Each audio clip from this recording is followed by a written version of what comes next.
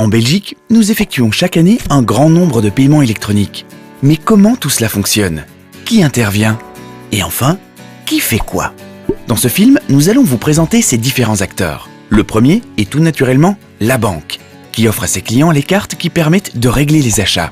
Il en existe deux types, les cartes de débit et les cartes de crédit. Sur ces cartes, vous trouverez toujours au moins un logo, celui du système de paiement également appelé schéma de paiement, Bancontact en étant parmi d'autres. Le but de ce schéma de paiement est d'établir les règles à respecter par tous les acteurs concernés lors d'un paiement électronique. Un acteur ne deviendra partenaire officiel dans un processus de paiement que s'il remplit toutes les conditions du schéma de paiement. Il vous est possible d'utiliser votre carte de banque sur tous les canaux qui suivent ces règles, par exemple les terminaux de paiement, les distributeurs de billets, les paiements en ligne, les distributeurs automatiques et bien plus encore. Lorsque vous payez vos achats en magasin, c'est un autre acteur qui intervient, le fournisseur de terminal de paiement, comme Worldline par exemple, qui loue, vend et installe les terminaux de paiement que vous trouvez dans la plupart des commerces. Lorsque vous faites vos achats en ligne, c'est au tour du prestataire de services de paiement de jouer son rôle.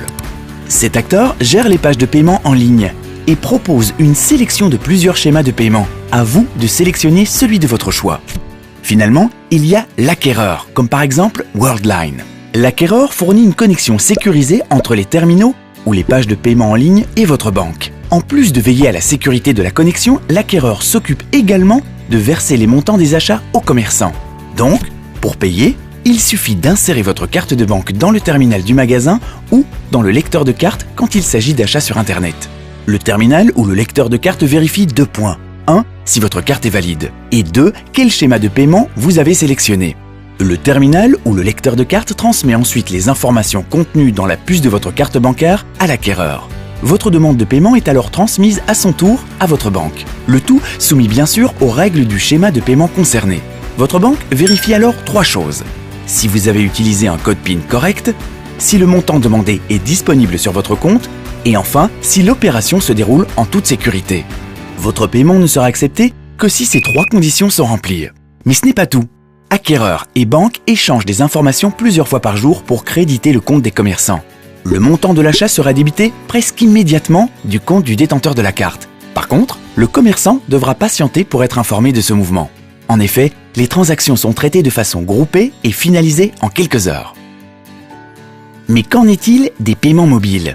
C'est très simple. Cela fonctionne de la même manière avec les mêmes acteurs suivant les mêmes règles. La seule différence réside dans le fait que vous n'avez pas besoin de carte de banque.